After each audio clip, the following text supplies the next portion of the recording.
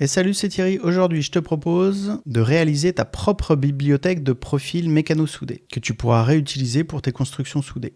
On va commencer par créer une esquisse. Chaque cote aura été renommée pour plus de facilité. On n'oublie pas de placer certains points clés qui pourront nous aider pour le positionnement. Dans mon cas, je rajoute le point milieu, ce qui permettrait de mettre le profil directement en appui sur les deux arrondis. Une fois que l'esquisse est réalisée, on va générer toute une famille de pièces. Insertion, table, famille de pièces Excel. Création automatique, permettre la modification et on laisse tout cocher. On va refaire exactement la même chose que dans ma dernière vidéo sur les familles de pièces. Le début est identique. On va ajouter l'intégralité des cotes que j'ai déjà renommées dans mon esquisse. Pour plus de facilité, on le ferme et on le réouvre. Éditer dans une nouvelle fenêtre pour l'avoir dans Excel directement. Pour mes nomenclatures, j'ajoute le champ description qui me permettra d'ajouter une description personnalisée pour mes listes de pièces soudées. Par habitude, je les replace toujours en premier. Ce qui va nous intéresser, c'est de trouver des données. Dans mon cas, je suis allé télécharger les profilés disponibles sur le site d'Arcelor. On va partir sur une cornière à L égale en anticipant le fait d'avoir toujours les deux cotes qui nous permettra de faire très facilement les cornières à L inégales. Quand je fais un copier-coller de ce tableau-là, je n'ai qu'une seule ligne. Je suis allé demander à ChatGPT de me donner le tableau des standards des cornières. Bon, il m'a sorti que le standard. Et je lui dis maintenant, remets-moi en forme le tableau avec ses données d'entrée et hop, tout bêtement, on n'a plus qu'à faire un copier-coller de ce tableau-là. Ça nous donne ce magnifique tableau. Moi, je récupère uniquement les données qui m'intéressent et je supprime la donnée en millimètres. Et je donne ça en tant que nombre. Et donc, en fait, on retrouve ici notre R1 et notre R2. C'est pas parfait, mais ça dépanne. Pour le nom de ma configuration, je vous encourage à aller regarder ma dernière vidéo sur les familles de pièces. J'explique en détail comment réaliser le renommage pour vous simplifier la vie. Attention avec les points et les virgules. Je remplace un point par une virgule pour qu'ils me prennent ça comme des nombres et pas comme du texte. J'ai généré tout ce qui m'intéressait. Je peux fermer. Il me crée toutes les configs. Là, on a fait la base de notre document. Il nous reste une petite amélioration. C'est d'aller rajouter dans les propriétés, description, c'est le champ qui apparaîtra en nomenclature. Et ici, on va dire que c'est une cornière en L. On va venir sélectionner directement nos dimensions. Donc, L, espace par, double-cliquer. C'est un peu fastidieux parce que chaque fois, il nous reprend par et l'épaisseur, on la trouve ici. Ok. Donc là, ce qui va se passer, c'est qu'en nomenclature, en automatique, on récupérera cette information-là. Dernière petite chose, il va falloir faire attention de bien supprimer la configuration défaut qui avait été créée tout au début. Maintenant, on peut l'enregistrer. Maintenant, on va créer notre fichier de bibliothèque. Donc là, vous sélectionnez votre esquisse et vous faites fichier, enregistrer sous. Et là, vous allez chercher les libfitparts. Donc, vous sélectionnez libfitparts. Par défaut, il vous emmène dans le répertoire désigné lors de l'installation. Moi, j'ai plusieurs configurations de SolidWorks, donc j'ai dissocié tous mes profils. Par défaut, vous les retrouverez donc dans SolidWorks Weldment Profile. Je vous encourage à créer votre propre dossier dans lequel vous mettrez directement vos fichiers. Maintenant, si on regarde bien mon esquisse, il y a un petit L pour librairie qui s'est ajouté. Ici, je suis bien en libfitparts et maintenant, j'ai des plans et des points d'insertion qui se sont rajoutés. Dans notre cas, ça ne nous intéresse pas, mais en fait, ce qu'il faut comprendre, c'est que c'est des fonctions qu'on est capable de réutiliser à n'importe quel moment si on voulait faire une découpe ou un ajout de matière par cette forme-là. Dans notre cas, c'est pas ce qui va nous intéresser.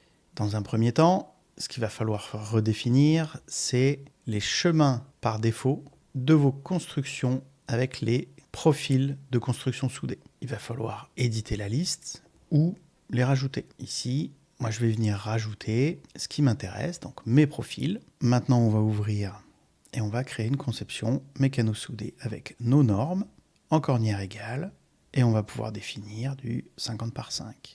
Dans le premier groupe, on vient sélectionner nos profils. On peut les faire tourner de 90 degrés.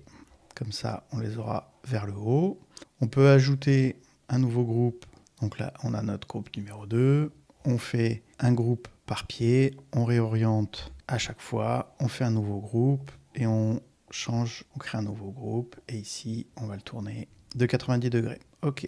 Donc ça, c'est une possibilité. Si maintenant, vous avez utilisé vos plans de symétrie, l'autre solution, c'est de ne créer qu'un seul pied. Et après, on le réutilisera en symétrie. Fonction de symétrie. Depuis 2024, on a la double symétrie, ce qui fait qu'on peut copier notre corps et directement prendre nos plans de symétrie de face et de biais. Là, l'avantage, c'est que c'est beaucoup plus rapide et que vous êtes sûr d'avoir vos 4 pieds identiques. Ici, si vous n'avez pas tout regroupé, vous allez dans les options de tri et vous demandez collecter les corps identiques. Aucun à exclure. Et à ce moment-là, il va bien vous regrouper chaque sous-ensemble avec les corps identiques. Là, on a 4 pieds identiques, ici on en a 2 de longueurs différentes, et ainsi de suite. On va pouvoir l'enregistrer et en faire sa mise en plan. 1, 3, j'ai pas besoin de cartouche. Je vais poser rapidement une vue ISO. C'est pas très judicieux, mais c'est pas grave. On va donc insérer une table liste de pièces soudées. Par défaut, vous pourriez vous en paramétrer une personnalisée et on récupère automatiquement les noms qu'on a mis en description, propriété. Moi, je vous encourage aussi à rajouter, insérer colonne à droite et de rajouter quelque chose qui est la longueur totale. Comme ça, vous avez directement le total. Alors, il ne vous le remet pas pour chaque ligne, mais ça, c'est l'intégralité du profil dans Cornière de L. Et ben, vous en avez déjà 5,80 m. Et comme ça, vous savez que ça rentre dans une barre de 6 mètres avec vos coupes. Si vous faites votre bullage, vous avez directement les bons repères qui arrivent. Là, comme info supplémentaire, vous pourriez rajouter des informations colonne à droite qui sont directement les informations de l'angle de coupe numéro 1 et de l'angle de coupe numéro 2. Le seul inconvénient, c'est qu'on ne sait pas s'ils sont dans la même orientation ou s'ils ont été pivotés sur la cornière. Mais au moins, vous savez si vous avez des coupes droites ou pas. Colonne à droite, vous mettez vos coupes angle 2, insérez, colonne à droite. Et là, vous avez direction de l'angle. Et là, vous savez qu'ils sont en opposition. Insérer, colonne à droite. Donc ça, c'est des modèles de table que vous pouvez vous enregistrer. Et rotation de l'angle, vous n'en avez pas. Maintenant, vous pouvez toujours faire votre liste de débit.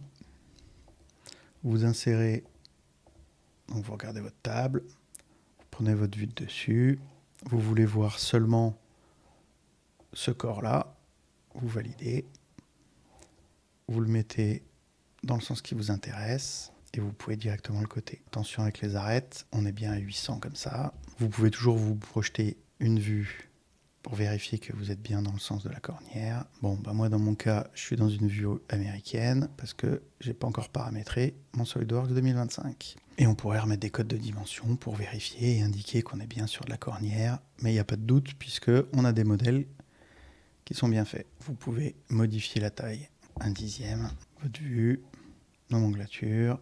Si vous avez très peu de repères, vous pouvez tout mettre sur une planche. À ce moment-là, à chaque fois, moi j'aime bien, je repars la vue d'à côté, je sélectionne le corps, je change de corps. C'est pas toujours la bonne orientation, donc ça c'est un peu dommage. On n'est pas comme en tôlerie où on arrivera à avoir un déplié toujours bien à plat, mais au moins vous pouvez les repositionner. 1, 2, 3, vous pouvez faire votre bullage directement, et là vous avez déjà les bons numéros de repère. Et on fait la même chose avec le dernier. Hop, des petites séparations. J'espère que ça t'a aidé. Si tu as aimé, n'hésite pas à liker, à partager, à t'abonner. C'était Thierry et je te dis à bientôt pour de nouveaux tutos.